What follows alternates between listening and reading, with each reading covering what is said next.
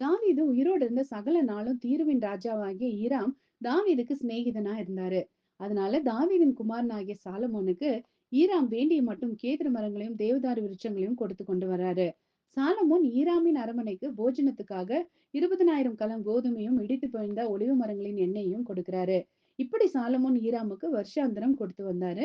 ஈராமுக்கும் சாலமோனுக்கும் சமாதானம் உண்டாயிருந்தது. 2 பேருமே உடன்படிக்கை பண்ணி கொண்டாங்க. சாலமோன் ராஜா ஈராமுக்கு கலிலேயா நாட்டில் உள்ள 20 பட்டணங்களை பரிசா கொடுக்கிறாரு. ஆனா இந்த ஈராம் அவைகளில் பிரியப்படவில்லை அப்படின்னு வேதம் சொல்லுது. சாலமோன் பிரியமா கொடுத்ததும் வாங்கி கொள்ள இந்த ஈராமுக்கு பிரியமே இல்லை.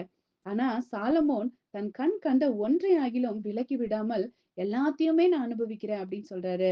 ஆமாங்க, சாலமோன் ஈராம் இவங்க 2 பேர்ல ஞானியான சாலமோனை காட்டிலும் அஞ்ஞானியான ஈராம் சிறந்த கொடையாளியாகவும் மற்றவர்கள் தரும் கொடையில் பிரியப்படாதவனாகவும் இருக்கிறாரு. ஆமாங்க, இந்த நாட்கள்ல ஈராமை போல இருக்கும் உலக பிரகாரமான ஆட்கள் பணத்திலும் பொருளிலும் பிரியப்படாம சிறந்த குணமுடையவர்களா கொடையாளிகளாக இருக்கிறாங்க.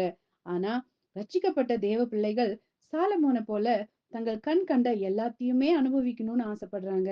நீங்க எப்படிப்பட்டவங்களா இருக்கணும்னு ஆசைப்படுறீங்க?